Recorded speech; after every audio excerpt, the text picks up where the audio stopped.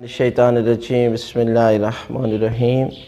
मोमिनीन कराम, कुछ दोस्तों का सवाल था कि अज़ान के वक्त बाथरूम जाना जायज़ है या नहीं।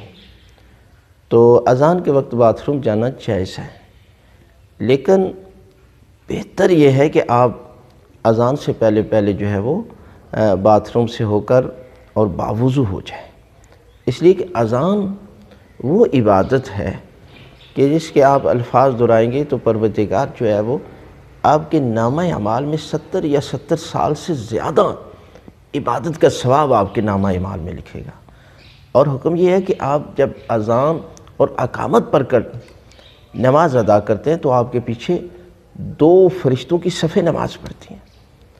इतनी बड़ी इबादत को आप अहमियत दें, और बेहतर है कि आप अज़ान से पहले पहले फ़ारिग होकर बावुज़ू होकर आप जो है वो बैठ जाएं।